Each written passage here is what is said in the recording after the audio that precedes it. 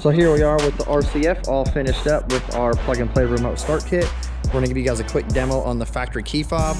All we do is hit the lock button 3 times. So we're gonna go 1, 2, 3. Give it a couple seconds, you'll get a confirmation beep, and then she will fire up. So you guys will have parking lights in the front and in the rear. If you can see that there.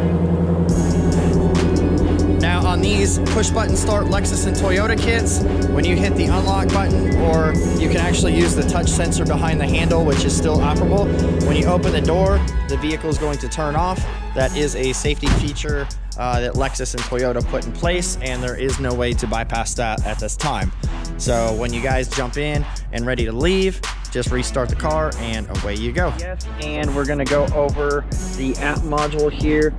You guys are gonna see that it says test mode, but yours will not say test mode on the final version of it. So what we're gonna do is just kind of give you a quick rundown on everything. I'm gonna hit the lock button in the bottom left, and you'll see the parking lights flash on the car, and the doors will lock. So there they went.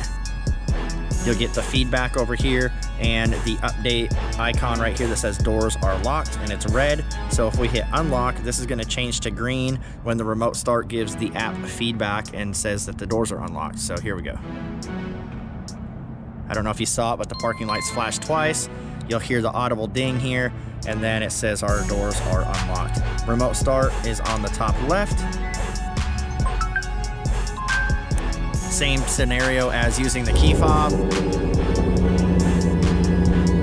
And then she's running. And then it will automatically lock the doors if they are unlocked when you guys remote start the vehicle. So the car is always locked when you remote start it. You'll have a timer here that gives you the countdown timer from 15 minutes. And then we have the remote stop on the top right, and it's going to cancel remote start and turn the vehicle off. So that's pretty much it on the functions of the app for the remote start. Now you guys can hit the arrow here. It'll pop up 2 icons. This one's a map pin, this one's a building icon.